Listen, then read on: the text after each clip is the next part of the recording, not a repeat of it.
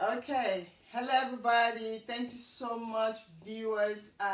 My name is Ada Nwachiko on Tina Talk Show. Thank you, all of you viewers, and those of you who are watching us from different wherever you're watching us from. I want to thank you so much, and also I want to those of you who are watching from home, those of you in the studio.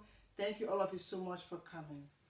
Now, here today with me and with a special guest, Thabani Brown. Thabani Brown, welcome so much to Tina Talk Show. How are you? Hello.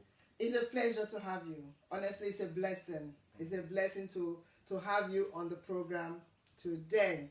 So, audience, as you know, the topic that we're going to be discussing today, we're going to dive into today with Thabani Brown.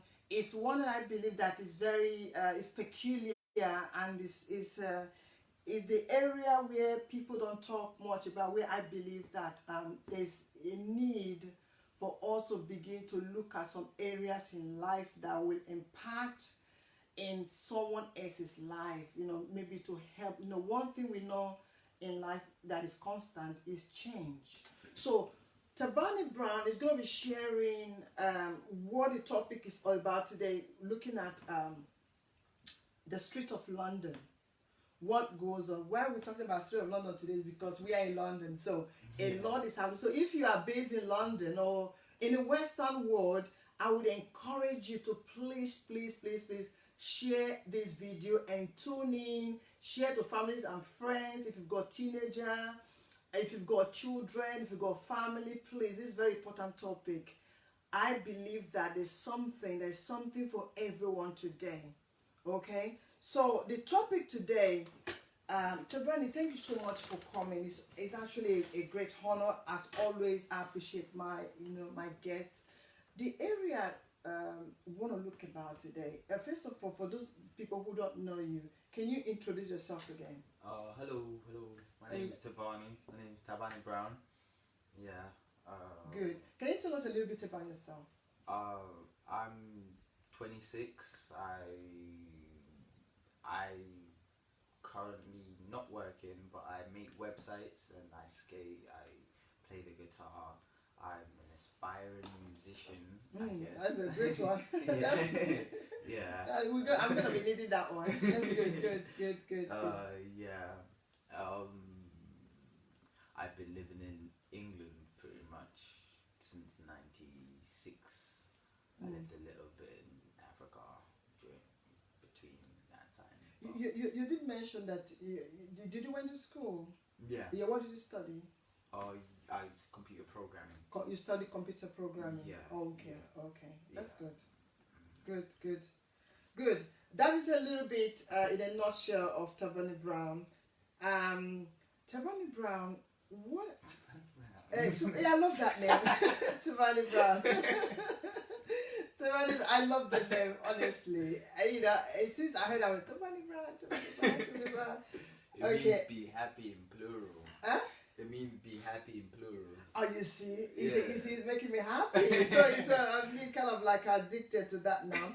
So talking about that now, Thabani, what can you tell us about? There's something I was speaking to a teenager the other time, and it happened that there's so much going on in the society in a teenage. I know you are you're 26, but you're young. There's so many things that's going on the streets of London that not all a lot of us as parents are aware of that, and you may have been on that place that where the yes. It's a bit mad these days. Like you've got like Your voice. Oh, sorry. Yeah, it's a bit mad these days, to be honest with you, because like you have like kids. Because I have like a little sister who's 15-year-old, and I see 15-year-olds literally selling like hard drugs. Wow. Like and it's different these days. Like it's kind of a lot more. That is scary. 15-year-old teenagers now dealing on real drugs. Can you tell us what is it? Why is that? What is it that is causing the teenagers to go into this thing? It could be, is it upbringing, or is it peer pressure? Is it money? You know, that would make, or is it what is attracting them to do this kind of things? Because you know why we need to look at this, so that people who are, it looks yes, cool. I think it looks cool to most of them. well, it looks cool. Yeah, I think there's a lot of that. I definitely, yeah, they definitely, because most like I've experienced being around, like, not even, I've never been to prison, you'd say, but because I have like mental health issues, I've come across like being with cops and like being like in trouble basically. And like I've got friends who are even young. I've got like friends who are like 18, like, and they're given chances, but like they persist at it because of like a lifestyle they want to. They want to live. Yeah, and it's just, that's the ones I know. Okay. But there's others who are like literally they have no other choice, or they, I don't know. I don't actually know the reasons. The reasons. Because, yeah, seeing it makes me realize how good of an upbringing I've actually had. Yeah, but yeah, it's not nice to see. Yeah. And there's this thing about, so from what you've said, most of the reason why they go into selling these drugs, teenagers, because of a lifestyle. They want to, not 100%, to some level, lifestyle that they want to live. Yeah, some maybe yes. They just want to, yeah, they literally want to be seen in a particular way. With their outfits. Yeah, in their outfit, in the things they do, in the things they talk about, in the music they listen to. They want to, like, because there's so, you come across, because I have a friend he's younger than me. He was renting out like a room in my house. Okay. He comes from Ireland, but he's young, so he's one of the young ones. Yeah. But he has his head on straight. He wants to go and do like plumbing and stuff like that. But these other ones want to like basically just drink, smoke, do this, and like go like basically like, there's a term that's called like going up country. Going up country. Going up It's country. It's like making a move basically. It's like the word, that kind of slang way of saying going up country. Yeah, going up country. Because you're basically you're making a move. You're doing something illegal. And you're basically going up there to sell hard, but like hard proper drugs. But some of them like dudes, I know some of them like who go up and do this and come back like with no money or something like that, or like, and like they're getting themselves too involved into something that is like, they can lose their lives. Like, exactly. And they're not thinking of it. They're not processing it. Yeah, like, yeah, I think it is upbringing. I think it is the influence, because they are given options. What are these options you think that they've been given? Teenagers are given that, but they're not taking it. They're just jobs, just normal jobs, exactly. Thing is, like, as I was saying, this other guy I was talking about, like he done it for a little while, and then he was like, oh, this is not leading anywhere.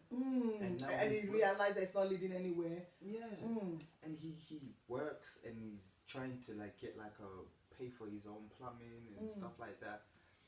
But like, I really do. He did have a decent upbringing, but it wasn't the best. To be honest with you. But yeah, I think that is a big factor. But sometimes it's desperation. Desperation can cause them to go into drugs. Do you think, because from the do you think getting that money is quick? It's a quick way of money. It's very easy to get. It's very quick, and like I understand it because I remember when I was about 18 myself, like I done like scams with credit cards and stuff like that, and like you get enticed very easily. I never sold drugs. I've heard about teenagers being enticed by the basic, mostly from what I've gathered, the research that I've done, most of these teenagers that do deal on, for example, like fraud, like credit cards, they are actually being,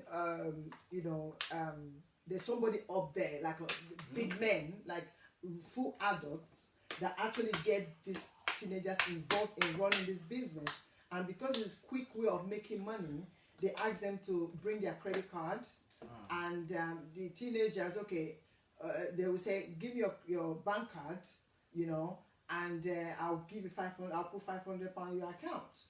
And these children, they just want the money. So basically, like you said, it's also sometimes the lifestyle that they want to live. Somebody is calling. I do understand it though. Yeah, hello. Hello, good evening. This Tina Talk Show. Who is calling and what's your name and where are you calling from? Okay, Pastor Bambo, thank you so much for calling. Well done. You're doing a very great job. Thank you so much. And I need to say kudos to the young man beside you. How are you? I'm alright, thank you. How are you, sir?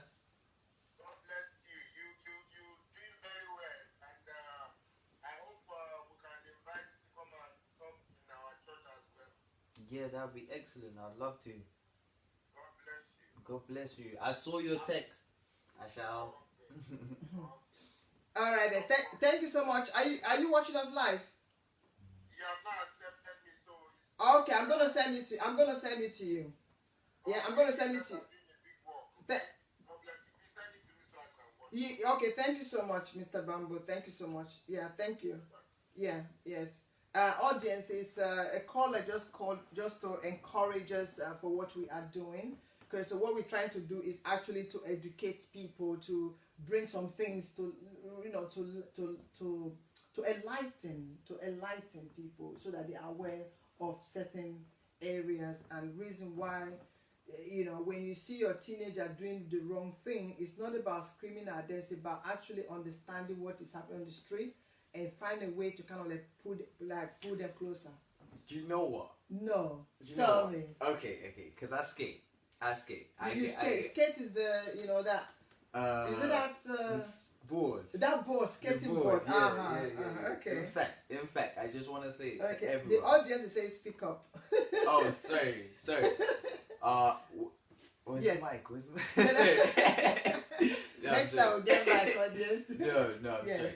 Basically, because I skate, Yes. and I'm 26, but I have quite a young face. Okay. Like I actually, kids talk to me and stuff like that. I just wanted to say before anything, Yes.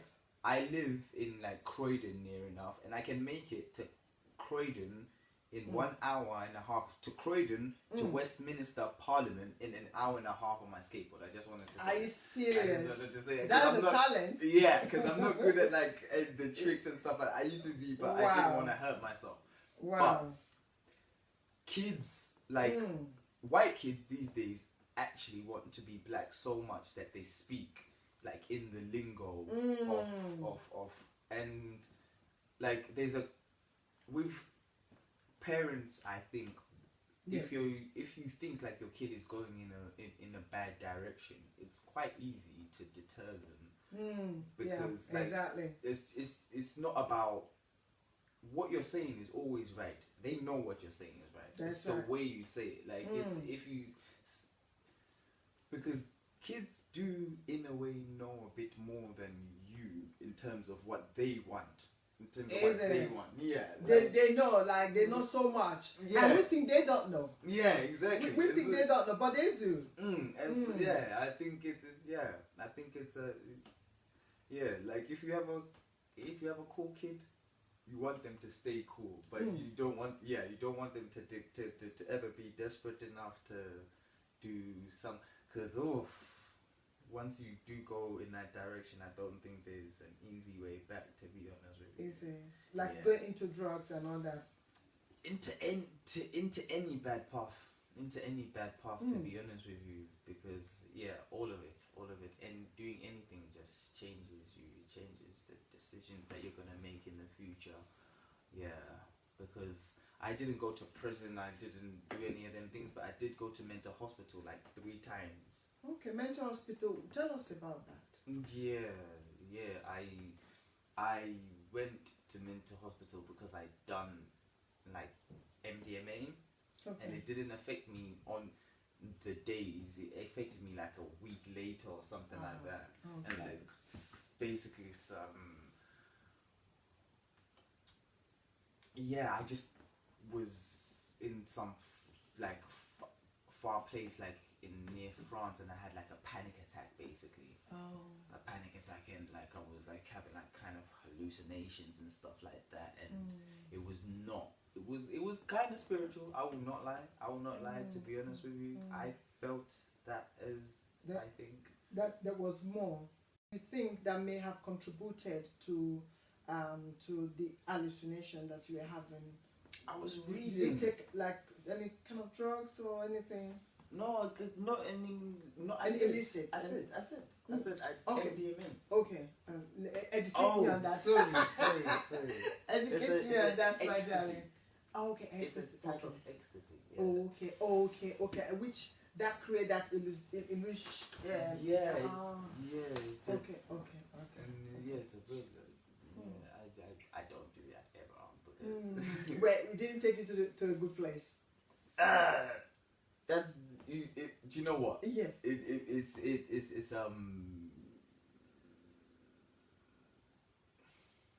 yeah. I mean, it's how do I describe it? It's not good, Okay.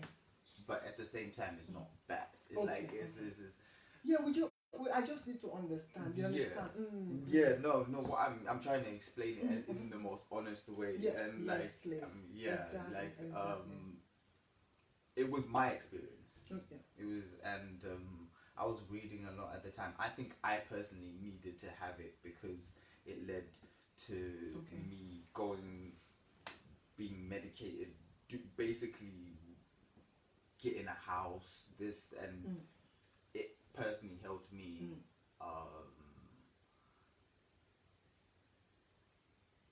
And I'm a black man, I'm a black male, so I'm always gonna be a bit conspiracy theory esque. Like I come from Zimbabwe as well, like and From Zimbabwe. yeah, and so obviously We're all African. yeah, From the same place. exactly, and so Yeah. like I'll never fully trust anything that happens in this country, and so like that's why it's even sadder when I see like when I see all of this stuff happening like in the streets of London. Am I speaking loud enough? I don't. Yeah. Yeah, you are. Because like yes. It's. I remember like when we were growing up. Like my cousin's actually in prison right now. Your cousin. Yeah, he's been in prison for about 7 years. And what happened? I don't know like what actually happened, what he got arrested, like why, but he came out and then he went back in. I think he's coming out in 2 years or something like that. But since I've been in like sixth form, he's been in prison, and these were people that were like, I remember they were just normal African brothers. Like they used to just talk, just normal. We used to be like.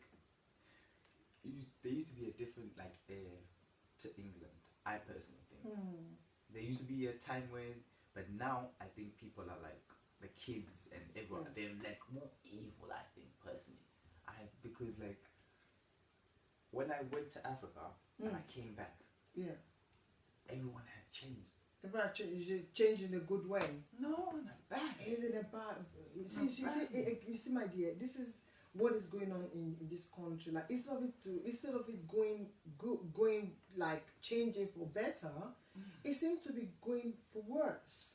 Now, but the question is, what is it that is really happening? You know, there's a lot of kids now addicted to to drugs, or end up in prison or into rehab and things like that. But could you say that there's something that parents are not doing right? I mean, if you don't mind me ask, what actually, and thank you so much for sharing so far, you understand, because for you to come on come on Tina Talk Show to talk about this, I believe it's like a healing has been taking place. You understand? A healing has been taking place. But can we understand why, what actually attracts teenagers or young people into drugs? Like you said, a lifestyle or something. Is there some kind of benefit or something that makes them want to do that? Or is it could parents all contribute to that? Maybe lack of love, you know. Ultimately, it's got to be that. Yeah, I definitely believe that. But there's many reasons. Because like there's some people who do have good upbringing, but they still want to. Still want to like do. Basically, just live like that. Basically, like.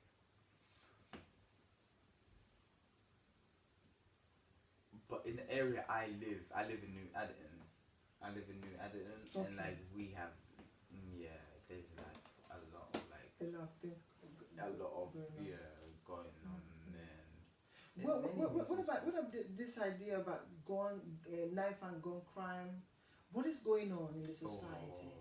Do you know what? You know. It's crazy. It's crazy. Like I was talking about my cousin. Yes. And I remember like a couple of years back, he actually showed me a gun, and I was like, oh gosh, you're a bit in too deep, aren't you? Fucking, sorry. But just a year back, this was actually like said by like many people in Croydon. One of our friends that we used to go to Carshot Boys with, he got shot in the head. Wow. By you know where Croydon Council is. And the people that shot him followed. My brother told me the story just the other day, because like he found out all the details, and he told me they followed the car until they got to the ambulance to make sure the guy was dead. Basically, seriously, like the way the people are just moving like different. When I say like moving different, like they just people are going on like this. They're just acting like it's America now. Like they're acting a bit like. Wow. So is it like is it in thing? Is it what is going on? Somebody was telling me that there's actually territorial thing that goes on between the no, youth. but that's been happening for years. That me as parents, I probably like just walk on the street and postcode things. So what is that? Well, no, but that's. There is maybe like for example, people from where are you from? Like from a youth Catford. Yeah. You must not go to Lewisham or go to New Cross. Yeah. So tell us about that. Because a personally, lot of parents, we don't know what's going on, but we hear this thing that is actually territorial kind of thing that goes on between young adults. Yeah. But to be honest with you, that's been happening for years. That's like since I've known England.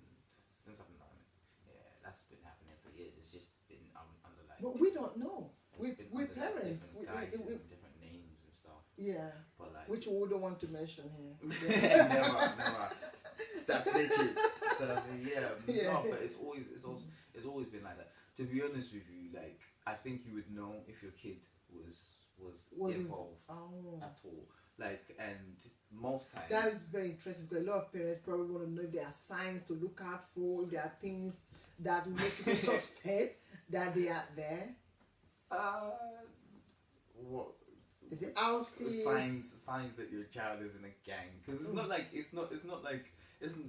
gangs of England aren't like American gangs. They don't wear like like a sign, yeah, like they a don't symbol. wear they don't wear like red or blue. There's not. They make signs like that or like this. Oh, like everybody knows how they raise their how kids. And to be honest with you, like your kid, like he could be like moderately, like even if he was a mechanical engineer, let's just say, he could be affiliated with true friends. Yeah, so he knows off. Yeah. He knows off what is going on. Yeah, but that's just like everyone. That's like it's just so it's nothing to be like alarmed about. It's just something that kind of is. You just want to, yeah. You just, yeah. Every there may be other parents who aren't as fortunate, I guess, and I guess I'm sure you could tell. I'm sure you could tell, like when they have a bit, when they're dressing too good for and especially if they are not earning the money, yeah. they're not having like a legit job. You know, like you could say, okay. But there's different kind of gangs especially in this country, because there's gangs that like make just money, and then there's these gangs that go around like stabbing each other, and because there's different age groups. There are different age groups, and these different age groups do different things. Like I think the ones that are this knife crime is about basically, I think from like 15 boys to like to maybe about like 19, and then when you get above that, then you get like serious. The audience keeps saying we're not hearing. We are doing our best to raise our voice up. yes, sorry. We'll drink water. We'll drink water. You know, okay. Thank you so much. A mic closer or something like that. Yeah, maybe next time we'll get, yeah, it's fine. Yes, you know, because my voice is already loud. Yeah, I thought so too. I thought my loud just projects, but it doesn't. My voice projects so loud, so that's why. Maybe if you come a bit closer. Yes, I think maybe okay. Yeah.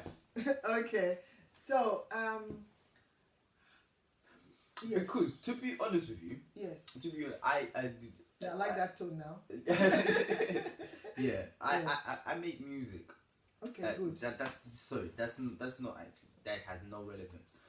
The point is that but it's good. It's good at least that you've got something you're passionate about, which I was even going to come to that. You understand? You know, yes. If you see the music that these kids, youngsters, these are coming out with, like not like Kiss and stuff like that. None of that. Like the music, they talk about it in their songs, running down people with knives, running thingy, and enjoying it, and like it being a cool thing, and like it's.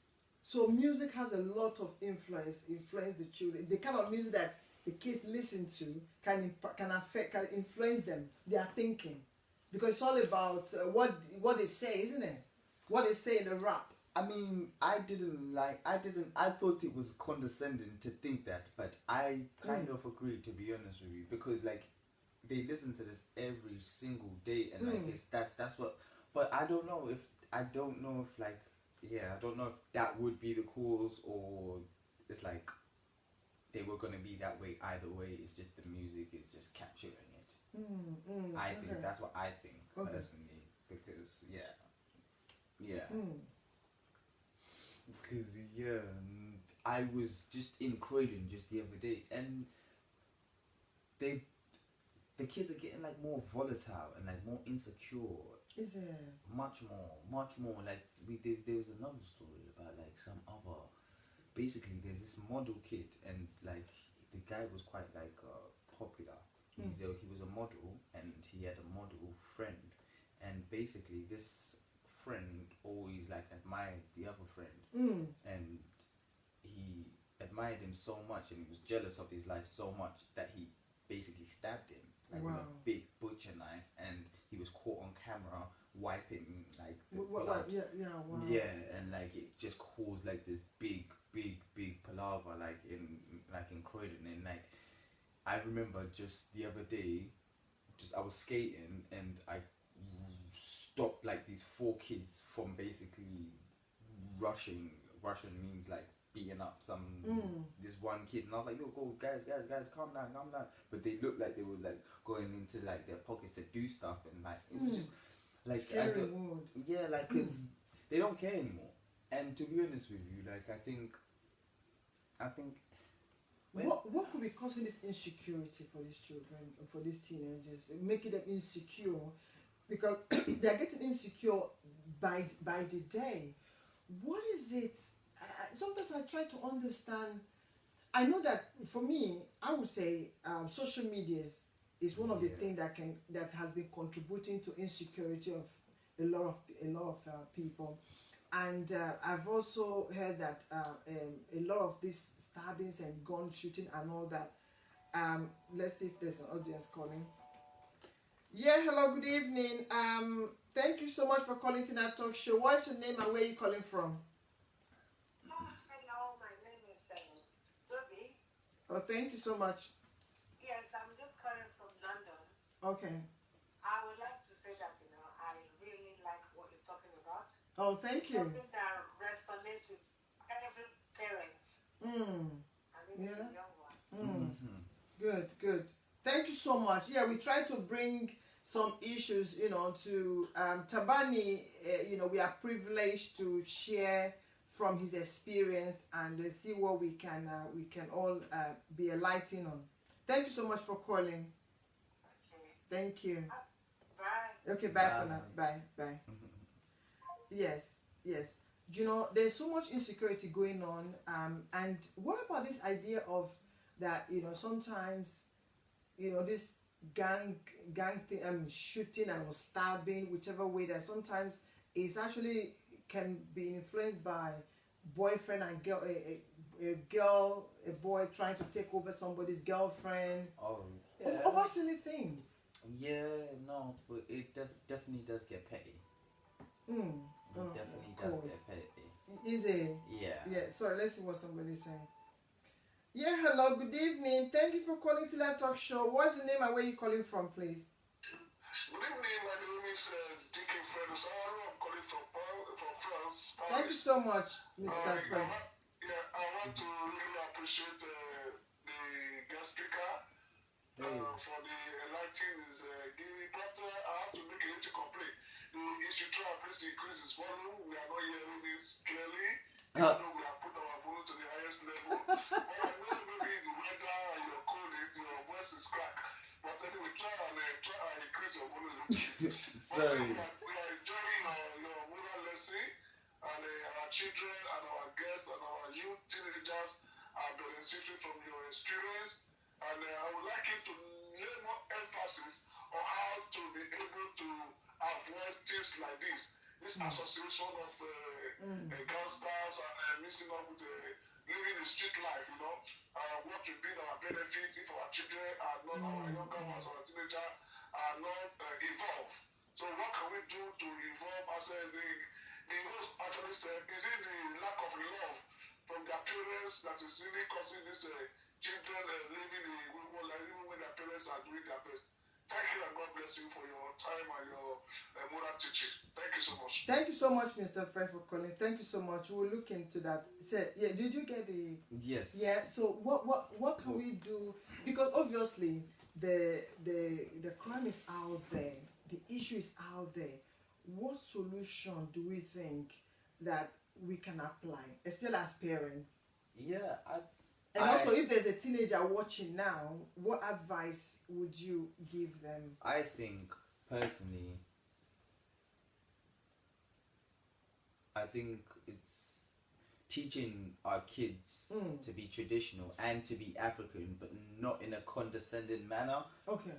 And making it as corny as it sounds, cool, making it cool, because you don't want to take your kid from being because sometimes they're not acting gangster or anything like that. They're not. That's just the way they speak. That's just the mannerisms and stuff like that. And I think most parents are actually, most African parents are doing a good job at raising their kids. And from what you've said, that I go from what you said is that if in one of the ways we can avert these issues is even when we try to pass our culture to our children, we should do it in a way that is not condescending. We should, even though they might be, their mannerism, the way they speak might sound like, why? Because most of the time, some of African parents or some parents, understand, they don't understand that this is the way my child is. Does not necessarily mean that they are in gang But that is just the way. So when you are teaching your children, don't create anger in the process of teaching them, trying to tell them, because that is how the love can go through the window. That's very true. Yeah. I Am I right to get what you're trying to say? The love might go through the window, and which is not what we're looking for. And then they'll look for that love elsewhere. Else, they'll now look for the love elsewhere, which is going into gang, because in gang, from what we know about gang, there's that kind of a unity. They unite. Exactly. They support each other. They love each other. They stand for each other. They can do anything for each other. And this is what they're supposed to get inside the house, and not on the outside. You understand? I remember when I spoke with you, you did mention about some, that if some has committed, some people they commit suicide. Is it suicide? Is it in form of? Is it through the drug that they might have, or do you know anyone who has gone through that stage? And what could be the reason why teenagers want to commit suicide? I mean, personally, I've seen it, like, because as much as I've lived in England, I would like to still think of myself as very, very, very, very African. Because yeah, of course, that's what we are. Yeah, exactly. Yeah. You are who you are. There's no matter where the region you live in. You are who you are. Yeah. And I've come across it from people who are very close to me to people I've just spoke to a couple of times, and it's been a craze, like a thing, like in this country, to like self-harm. Or self-harm. Yeah, like. Oh, is it like a thing, like something like in thing? Yeah, I wouldn't say like an in thing, but like a lot more people than you would think do it. Is what I'm saying. Like I'm not. I wouldn't do percentages, but I would say as much as 40%. That's just from what I've seen. Yeah, what you've seen. Wow. And how many people tell me about like a person, or how many people who are very confident, people you wouldn't expect. To self-harming. Self-harm, to attempt to commit suicide. And like, I personally don't like why I like ask people this so much is because I didn't get it. Like personally, I wanted to understood why is it? Because for me, from coming from a psychotherapist point of view, I used to think it's a cry for help. So it's not actually it's that. a weird cry for help. I still don't get it. Like I understand killing yourself. Like not in the, I don't mean to be morbid or like I do understand that. Like it's like okay, but I don't understand like hurting yourself. For I don't understand it, but like when someone tried to explain it to me in terms of it's like you want to feel something. I got it in that way, and then but then I had seen it come across so many times in my life, that I thought it was like normal. But then like when I started reflecting, I was like, nah, this it's just in this country. Because when I was living in Botswana, like. Nothing. I never remember having this conversation once. Wow. Once. And I think there's something about this country that is very toxic. Is very, very, very toxic. Is there anything you think? Is it the way of life? Is it the government? Is it is it spiritual? You think that something is just wrong somewhere, but we just can't put a finger on it? I think it's being fixed. I hope. I hope because there's obviously a new generation of leaders and different people who think, and I'm assuming I'm not the only person who thinks in the way I think. I'm not speaking loud enough. I'm very sorry. And I'm sure there's many other people out there that can see that there's something wrong and they can pinpoint it. But I think it's economic and spiritual, and I think for me, economic and spiritual. Yeah. You sound like a very spiritual person. Me, yeah, I read a lot of like on spirituality. That's good. Yeah, like I think I personally think it's the center of intelligence. Oh yeah, I like that. Yeah. Wow. I like that. Center of intelligence. Yeah, I think Yes, like, yes. I think that's I've always believed that women are like smarter than men because they are. Somebody's calling again. Yeah, hello, good evening. Thank you for calling to that talk show. What's your name and where are you calling from? Good evening, I'm calling from France. My name is Deacon Dr. Fred Sawaru once again. Hello. And, Hello. I wanted to ask the guest a fundamental question. Bonjour. Talking about hello. Bonjour. Yeah. Okay, I wanted to ask You you. didn't get it. He said bonjour to you. Bonjour, Ça va. Ça va. Ça va bien. Yeah, bien. Sorry. I want to ask you a question, my guest.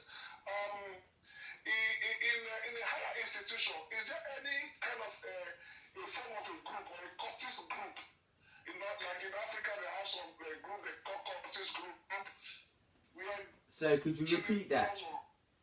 I was if like if you are like institution like you have a uni. You have a group of a gangster, a form of a gangster in schools. That you have a group or set of friends that give your name group or live as a cultist that form an association that can metamorphose someone into this living street life, shoplifting and taking hard drugs and abuse of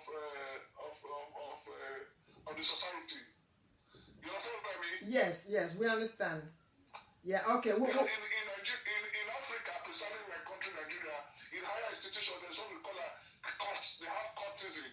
You know, when they have some group of people coming together as a friends, give themselves a nickname. In America, they call themselves bulldog and all sorts of things. They have a group of people. They smoke together. They abuse and they do all sorts of criminalities. Into doing okay, all right. I think we understood what you're saying. I'm going to explain it so that we can look into that. Thank you so much. Thank you. Yeah, I think what you're saying is that I think it's trying to understand the how it works. You know, like especially in UK, if there's any such thing like you know, people being in higher institution like in university, there are courts. Like you know, in Africa, they be in courts. Most of the time, majority of the time, cults. Okay. Yeah, okay. Cult as in courts, society, and you know, group. Yeah. I think he wants to know if I think I can even add to that answer that. I think in Africa, you know, like you have like courts here. You understand? Where, you know, gang of people, you know, going to drugs or, you know, in Africa, you see, you hear about them more in higher institution. But here, I think, not even... Yeah, it's there too. I'm sure. Yeah, so I think, yeah, he wants to know if there are such... I'm sure there would be. There would be. Not just... But here, it's just that in... I mean, like, I put the conspiracy hat down a long time ago, but I'm sure like Russell Brand said it like ages ago. If you know of Russell Brand, yeah. He like for all the prime ministers come from the same school. Everything like that. Yeah, I personally All the only information I have is books and YouTube, so I'm sure that's going on. But I don't know. We don't know them by their names, but we're sure that they are also in institutions and all that.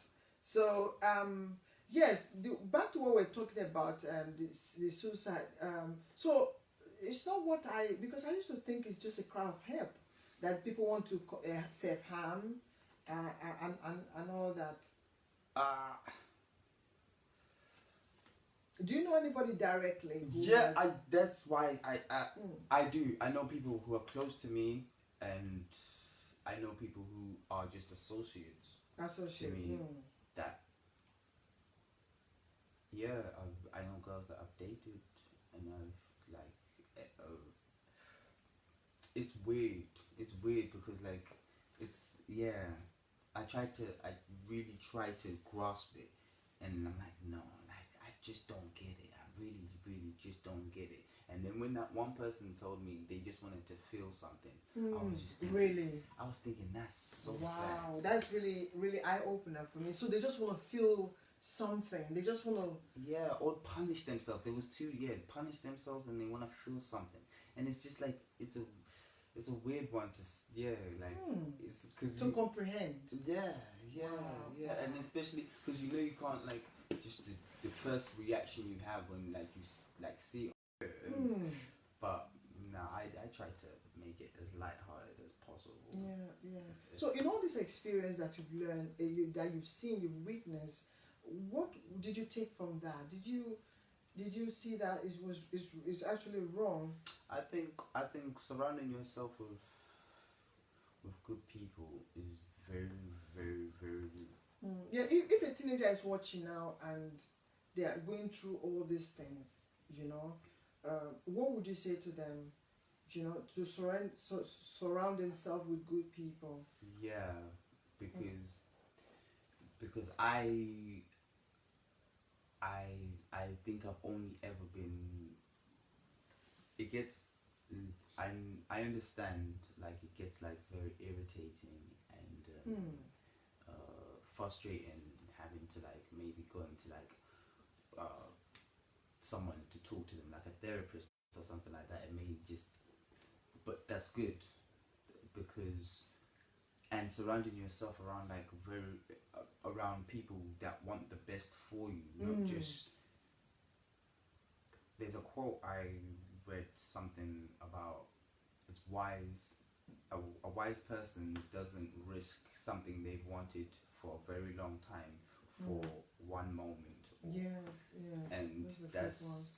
that's if you really do want to be happy, then you should surround yourself around good people. Yes. And Yes, I because agree they with are that. the ones who will check up on you, like those they're the ones who support you when you're feeling, they're the ones who ask how are you How are feeling, you feeling? like how are you.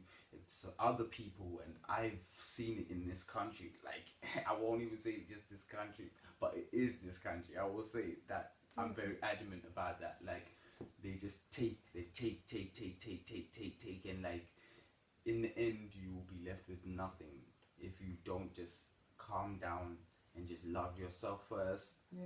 and then just try surround yourself and be closed. Like it's, you can't be nice to everyone. That's one thing I've learned. Yeah. I like that. Like I did mention one time, when you look at yourself and the place where you are, if you look at yourself, I don't like where I am at. I don't like the person that I have become. You know, one of the things you can look at is who am I talking to? Who are the people I am playing with? Who are the people I chat on the phone? Who are the people I associate myself with? The answers lies within that arena. You know, if you don't like where you are, you change your communication, people you communicate with, because whether we like it or not, other people around us has a great influence in us. You agree with me? Yeah, has a great influence on us, you know. So Yeah, it's like 50 Cent says. It's like 50. I read 50 Cent's book actually. He has a very good book. oh, is it? Called 50th Law. Yeah. And he says something about like. They're not hearing you. Oh, sorry. He says something about if you're hanging around 5 losers, then you're gonna be the 6th. This is losers. Yes, Yeah. yes, yes, exactly. If you cannot be greater than that. You cannot be greater than the people that you are with.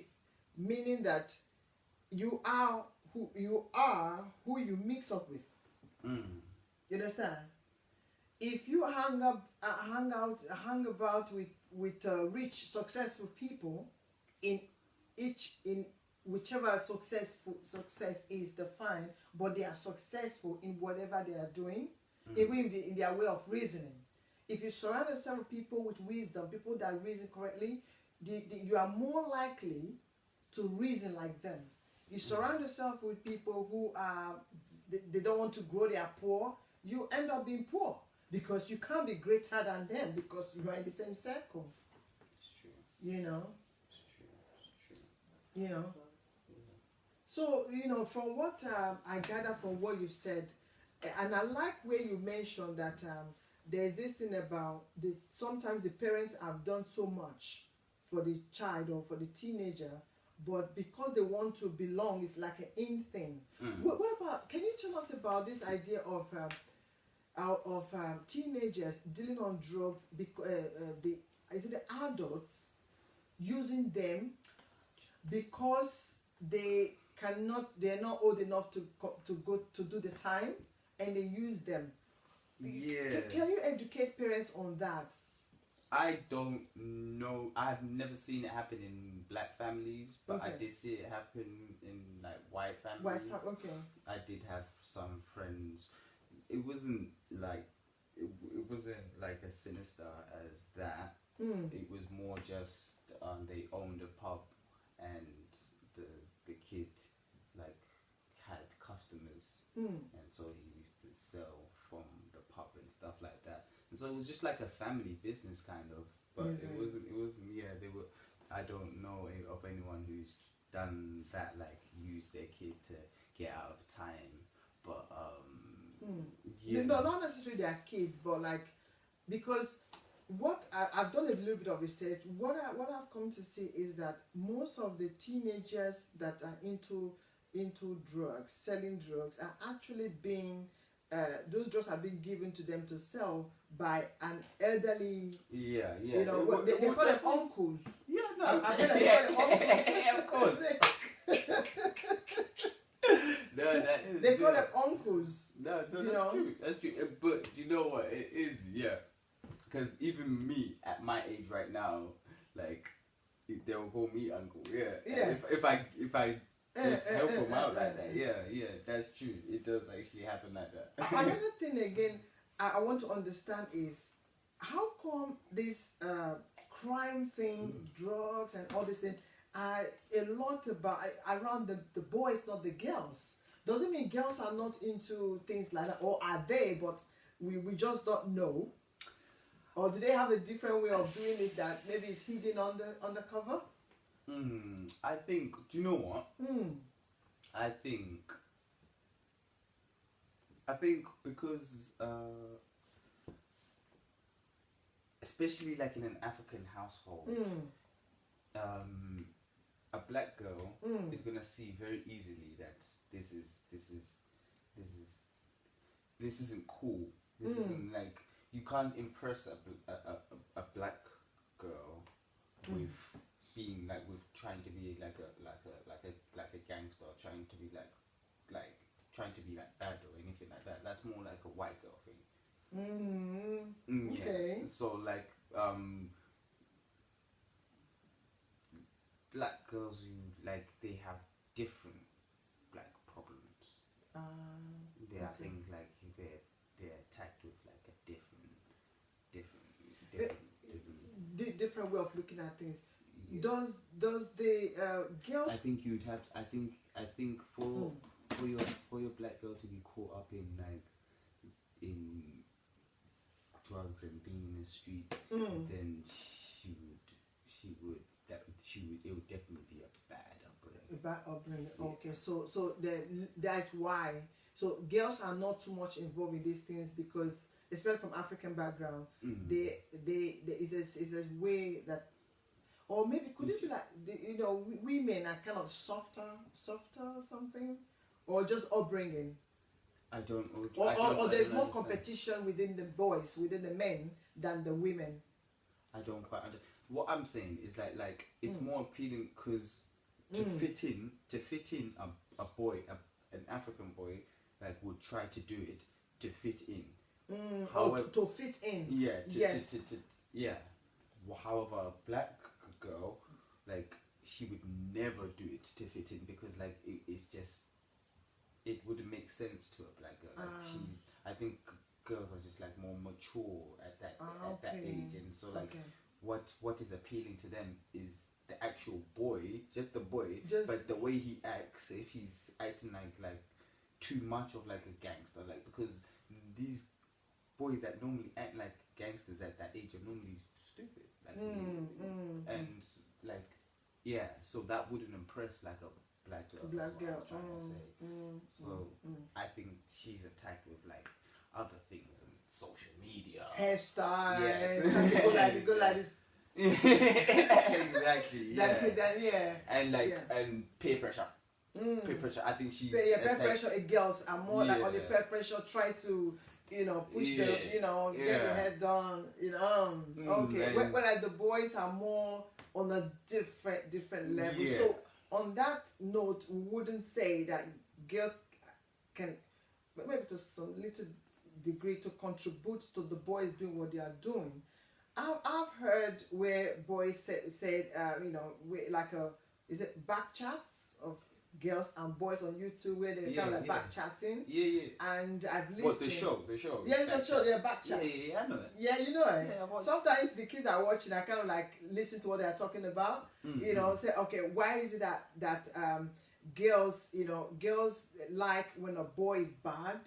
Do you understand that it has made a lot of boys to kind of want to do bad things and act bad and yes no, but everybody that's a naive thing to say, because everybody likes a bit of character in anyone, but to an extent. And like, I think if I remember the actual back chat episode, and I think one of the women actually said something like, yeah, of course you want your man to like have a bit of bass in his voice sometimes, and like have like authority and like tell you off sometimes, and just like and check you sometimes, but you don't want your man to be like going up country and risking like his livelihood to make like, I don't know, 6 grand, 10 grand, I don't know, but like there's an extent, and so like, yeah, that's always gonna happen. There's always gonna be a fall. Yeah, there's gonna be something that will, wow. Yeah, it is the if you're just joining us, viewers, we on the topic on streets, live in streets of London. What is that is going on, as we have, we're trying to dive into that area to see what is it that parents need to do, what is it that we need to actually. So from what you've said, one of the things is, even if you want to correct your children, do it in such a way that it's not condescending. Yeah. Because I think because parents need to really know. Would you say that your upbringing was good? Yeah. My friends always make sure I'm reminded. They always remind me that my mom was great and stuff like that. Wow. And it is the simple stuff. It is just the little things, because I think as African people, we are the coolest, but at the same time, it's hard to be an African kid in the Western world. World, because like it's getting cooler. It's getting cooler, to be honest. You've got 2 worlds now to deal with. Your parents, who their upbringing or their lifestyle or their way of raising kids are different. Even from the way system they talk. here. The way they talk is different. So the children have these 2 challenges to deal with. The way the friends and school talk is different from the way the parents. So would you say they kind of like conflict sometimes in the way that African or Europeans, because is there a different way you would say of upbringing that we need to know about African and European upbringing that can impact positively in children? Do you think Africans are too strict? I don't think so. I don't think so. I think African parents need to like understand that they are doing a good job and they need to relax. And they need to. I like that. No, I agree with you. I agree with you. Yes, because because sometimes we trying to apply that African way of upbringing that is too rigid, too strict. That most of the time we forget that these children are living in a different environment, different people. So you by so doing, you are actually chasing them out. But whereas in Africa, if you strict, your child still stays with you. You understand? Because they don't have opportunities out there. It's true. Do you understand? But these children here, because education is free, they don't need you. You lose them. Education is free. They can never get money from the government. They can house them for free. So if we are not careful as African parents, we can actually drive our children into the street because there's opportunity out there for them. So we that were raised back home in Africa, a lot of the times while we stick to that, sometimes it could be brutal. Some upbringing were really brutal. You understand? Yeah, but we stick to that because we have no choice. You understand? Because who is going to pay your school fees? If you run out of... who's going to pay your school fees? Who is going to feed you? The government doesn't even know that you exist. You get me? We've had these conversations, me and my friends. It's true. Yeah, who is going to... But here... They will just tell you, look, you know, that you know, do you know a lot of parents that has been to prison because the child complained that my mom hit me or my dad hit me, and because they've got the opportunity. So what we are saying here is that when African parents, when we are raising our children, we should be careful and be aware. And I personally think that that's a in this country, you have the opportunity for your child to be your friend. Okay. That's how I want to. Of course, I want to discipline my child, but that's essentially what I want from my kids. Like you want a friend, especially when they get to that age. Friend. I like that word. You want a friend. Yeah, and that would be really sad for your child just to like always be irritated by you. Always and like never call you. Like if you see, that's as much as I should never say something like that, but the one thing I admire about white people sometimes is because some of the parent relationships between like fathers and sons or something like, or fathers and grandfathers, and it's really cute. It's really cute. That's what, even because like this, I was telling my mum this story actually about one of my I have mixed race nephews. The other side of the family. One of the guys.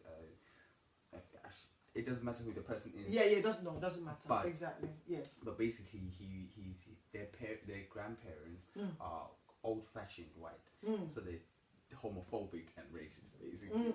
But like in an innocent way, like that's the way they were raised. Yeah, that's the way they were raised. Not in like a vicious. They'll go out doing. Yeah. But basically, they're very close to this guy, and he came out to saying he was gay, basically, and they were very close. And so even with their traditional way of thinking, they still like just like.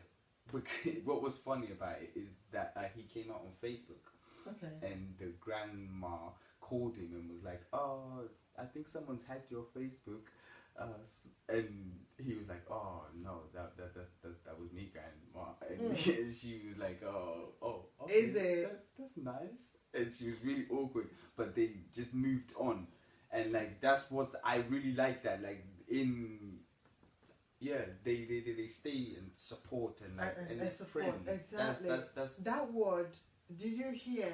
That is very important. That somehow let us be friendly with our children. Of course, boundaries, but let us not set boundaries so much that we set the boundary and they are away from us. Like the boundary will be so high that they can't even relate with us. So setting boundaries is very important, but also find a way like my children, I try to get close. I mean, we are close. Yeah. Do you understand? Because You seem like a cool mom. Sorry? You seem like a cool mom. But I can be.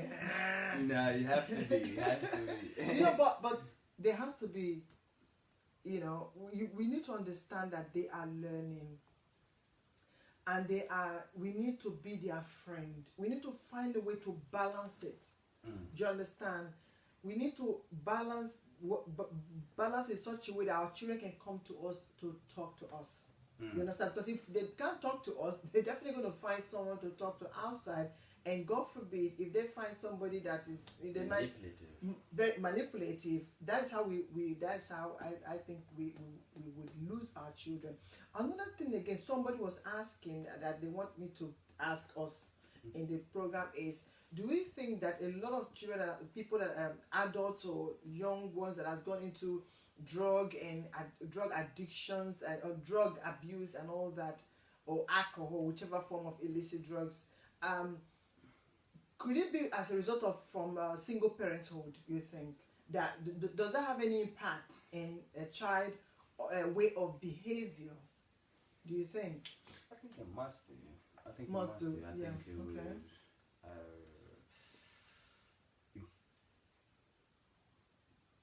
But I think people make their decisions quite early because, like, when you see it happening to other people, and when you're in a single parent household, you kind of Your voice, yeah. sorry, when you're in a single parent household, you kind of understand that like your safety net isn't like everybody else's safety net. Safety net, okay. So Because it's just one safety net. Yeah. Whereas because it's supposed to be two, so one is missing. yeah, and Yeah, so definitely there will be some impact. I do think it would contribute to, but I don't think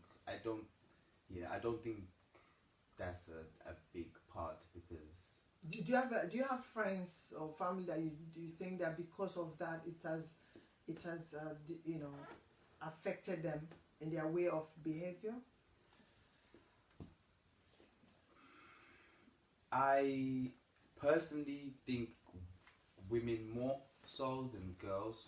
I mean females more so than men. I don't think it affects boys as much as it affects girls. Oh, girls. Yeah.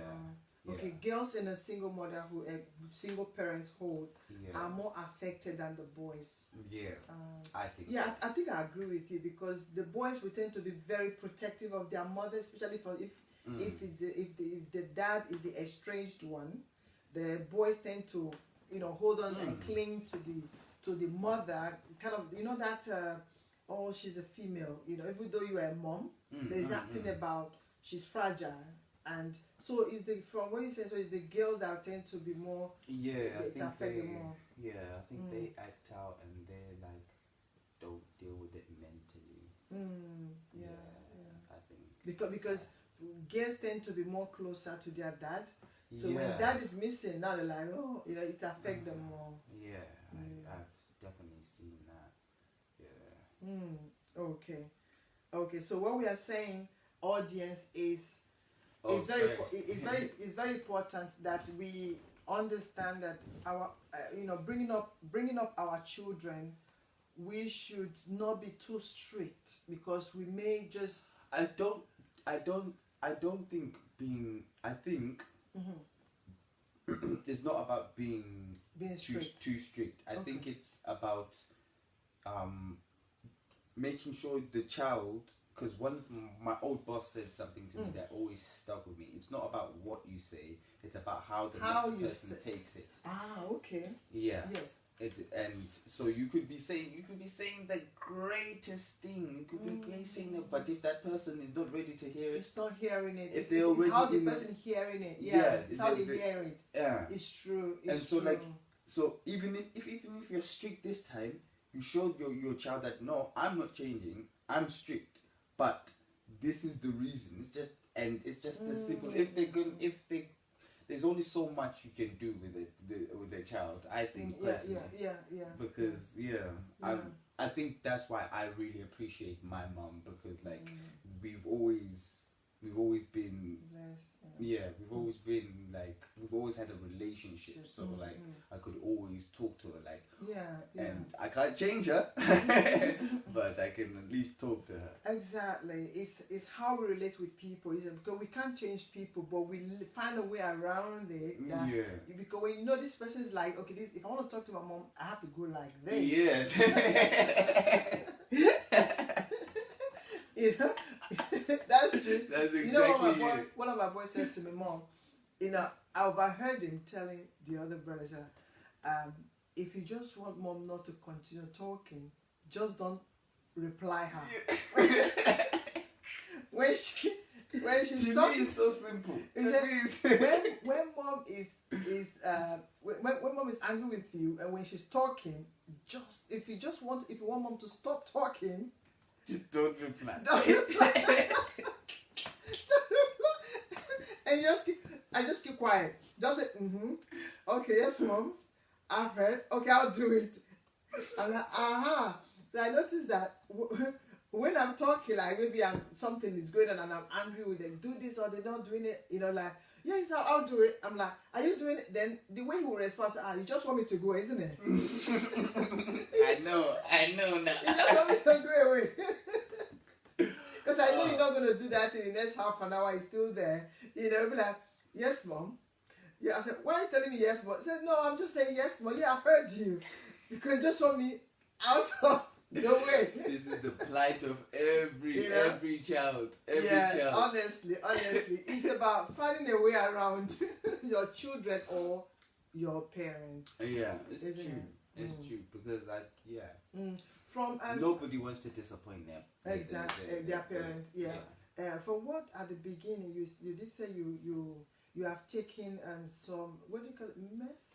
Oh no, MDMA. MDMA. Yes. Okay. Would you say there's somebody who is watching who has taken something like that? How has it impacted you, and what would you like to do different? Oh, because I remember you mentioned that it made you to the point where you went into mental hospital twice in mental hospital. So would you so how is it now? Are you still on it, or you've stopped taking it? No, I would never do it ever again. And why? Because sorry, like why? It's like no. No.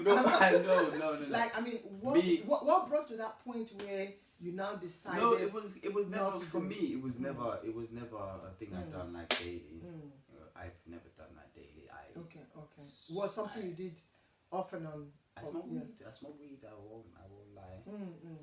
I mean, you're not the only one doing it. I mean, people, you know, so it's not a new thing. Yeah. It's not a new thing. I mean, we're just keeping it real. You know, this is Tina Talk Show Uncut. Uncut. We it's not, we don't cut it. We just say, keep it real. Yeah. Do you understand? Because we just want people to be aware of things. So would you say that it wasn't a good maybe step for other people, but me, myself, I don't know if I've actually said, but I'm actually bipolar. I don't have a problem speaking about it. Just for people who don't understand what bipolar is, can you? Bipolar is a mood. It's a mood disorder. It's a cyclical mood disorder. Mood disorder. Yeah. Yeah. There's different ones. I'm type 1. Okay. There's my one means I get like hyperactive. Okay. And erratic, and the other one is low mood, where you're really, really depressed. Really low. I'm not one of them, but I guess I do have phases of that, which is normal, I think. But yeah, because of that, I shouldn't like take MDMA because like it can aggravate. It triggers. Would you say it's like a split personality, or is it different? No. It's a low and sometimes proactive, and then sometimes low. I think you could say maybe a split personality in a way. Like, in a way you could, but that's not me. That's schizophrenia. Okay. That's schizophrenia. Okay. Yeah, me it's just one mood is just sometimes I'm just really happy. Not happy, it's paranoid, and it doesn't happen anymore. It just happened like it happened when I was younger. Just to educate people about it. No, it happened when I was younger, when I went through like really big like episodes of just panic and overactive mind. Like it's like a switch was switched on and it just wouldn't like switch off, basically. And at the time I was like researching a lot on just different things, religions, Jews, and all of these things. Would you say what do you think? Is there anything that you think might that causes bipolar, or is this something one is born with, or is it genetic, or is it what would you say from your experience where that came from? Do you know what? They don't they don't tell you a lot about it. They don't, even the doctors. You mean medically, they still can't explain. That definition that I gave you right then, wow, I found that out in court. Wow. Yeah. Even if you like go on Google, like it's quite ambiguous, and like what they define it as. When I talk to normal people, they tell me like nothing's wrong with me, like and it's I don't even take the medication, to be honest, because like it's a weird one. It has a side effect, does it? What does the medication? The medication means it did. Yeah? It did. And these days I don't know, because I just don't take it. But at a time it used to just make me really fidgety, and it used to make me gain weight. And so I just thought, like, if I just eat healthy, eat healthy, and if I just live better, then I'm sure. You know, it's quite strange, because like sometimes that even the doctors don't know the cause of bipolar disorder, what is the cause of it. But from what you've said, what I've learned from that, and I hope to pass to people, like we should, when you have children, especially in their young age, look out for those characters, like for ways like paranoia, signs that one could be going through, because the earlier is detected, the better. They can look into it. There are medication to help to control, even though I think like you said, it might have like a side effect. And also I like the fact that you mentioned that you use spiritual. Do you understand? You've taken, there was a word you used, that you take wisdom from there. There was a word you used, I was going to write it down. Center of intelligence. So because for me, I derive that, I would say my center of intelligence is derived from the scripture. Yes. Yeah. Is that would you say, is that where yours is coming from, or from different? I think range, but I read quite not that much these days, but I read different things. But I read the Quran. You read Quran? Okay. Yeah, I do actually read the Bible from time to time, but most of the scripture I actually hear is from actual church. Well, I would say, I mean, these two books, are books that you can actually get a lot of wisdom from. Yeah. You understand? Yeah. Do you know what? Yeah. I'm so sorry to interrupt you. No, it's fine. Go on. When I was I have, in my personal testimony of faith,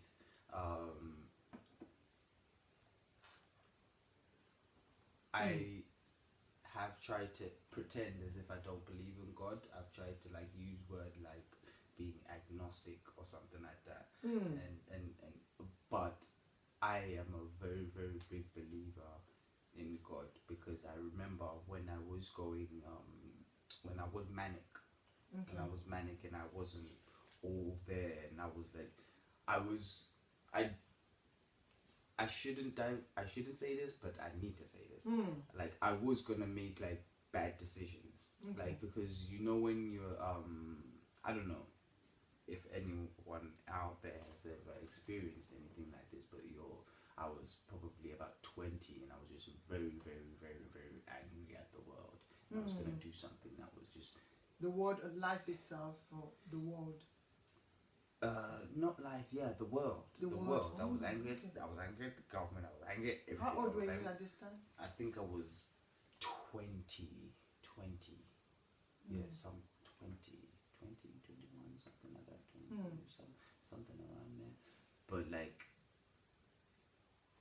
and I remember going to the mosque and just reading, like, even in my manic state, I was just reading, and I still remember some of the words, the quantum of revenge, and like quantum of revenge. Yeah, the quantum of these things that just stuck with me, and like the relationship that I have like with God, and the experiences and that's why I always love being around people who have faith, because It's like very it's important. something. It's something that just that and I it's for me history, and like the more I'm given information, and that's why I don't like social media and stuff like that sometimes, because that gets you to not believe in a lot of things. because Exactly. you're like, when you get this information, and they're like, slave traders used to be Muslim, and you're like, oh man. One can get messed up with the social media. Yes, that's so true. I'm glad that you came to there was a time, and right now you are in that spiritual place, where you are kind of like, it's a journey, but I believe that you're going to get there, together we're going to get there. I think we have come to our rounding up now. Yes. We're going to look at if there's any question that anybody wants to ask, because I've been on and off, so I can't really see everyone. There's so many people on watching, but this was like from the last You haven't been able to watch this. yeah, of course, you're gonna watch. Yeah, so okay, so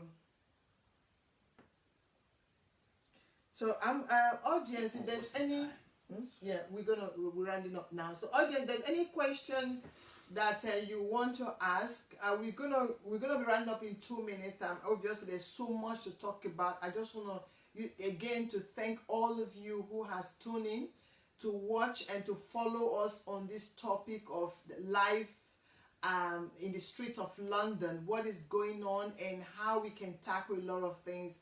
For me, what I've gathered, hearing from somebody who has seen who has been into the deep waters and come out of it, sharing his opinion and what he has learned.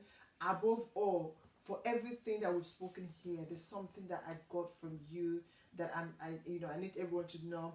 We need to while we are disciplined, whether you are not from African or you're from European, Western world or African background, whatever it is, we need to be mindful how we are raising our children.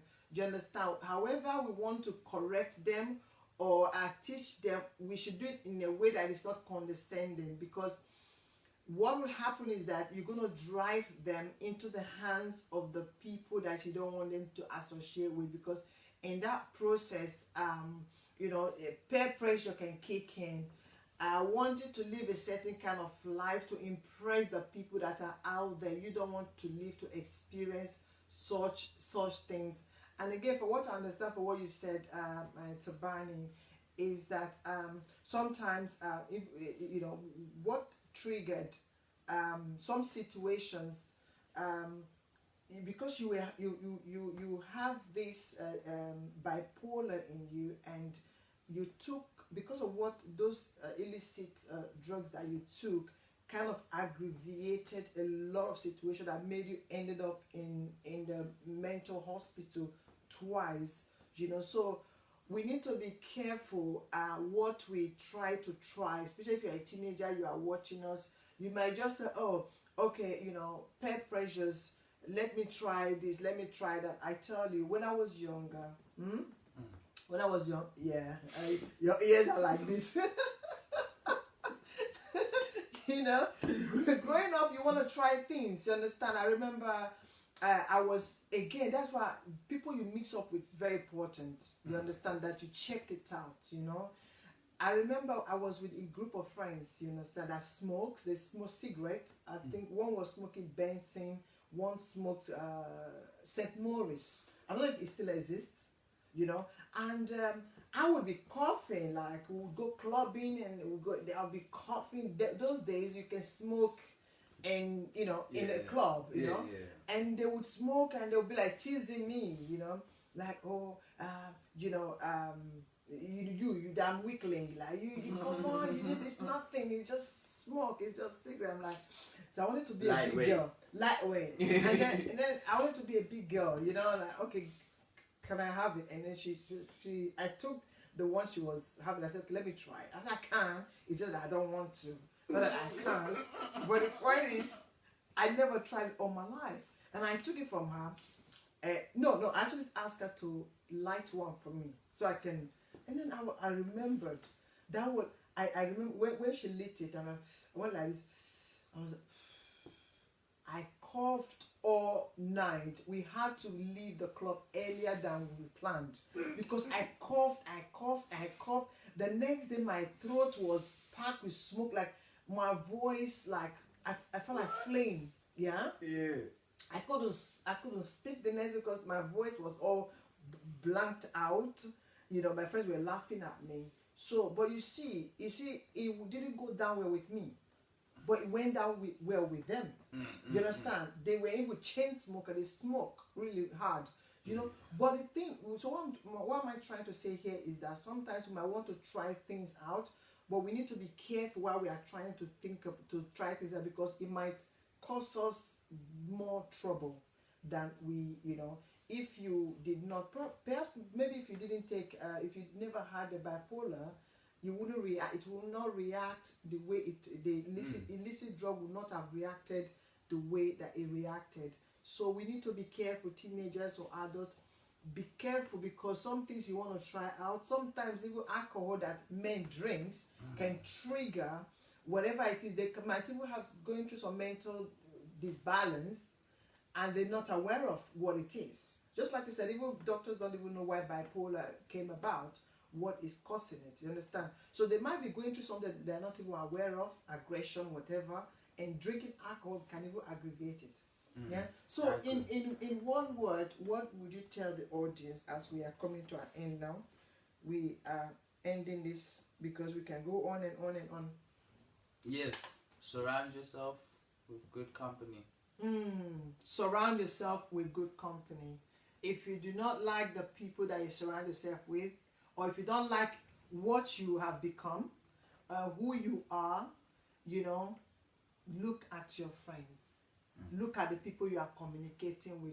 Look at the people you are associating yourself with, because they are the one actually impacting. They are feeding you. You're being fed by the people that you surround yourself with. So audience, I'm going to say we're going to sign out at this point, because there's more that we're going to be coming up in the future. Somebody was actually saying that we can that we should please do it again, because the normal is an hour, but I'm sure we've gone past an hour. So we will come back again, and hopefully hopefully that you have learned something or taken something from today's discussion. So I would encourage you to continue to tune in to for more important matters and discussions that we're going to be bringing on Tina Talk Show. Please share, tell your friends and family, tell them about Tina Talk Show. It's a talk show that brings you issues that are, you know, that affect the society, the community, families, marriages, and all that. So tell your friends, tell your family. Next week we're going to be coming up with more important topic. We will need to touch lives. And also, if you are interested in coming up on Tina Talk Show studio, if you have something you want to share, you are welcome. Wherever, it doesn't matter what country that you are in, you can come up on videos, okay? If you live around UK, you are always welcome to be part of Tina Talk show. Okay, you are welcome to be part of it. Thank you all of you who have come. Until next time. Until next time. Myself, Adanwa Chuku, and Thabani Brown. Bye. Bye for now. Bye.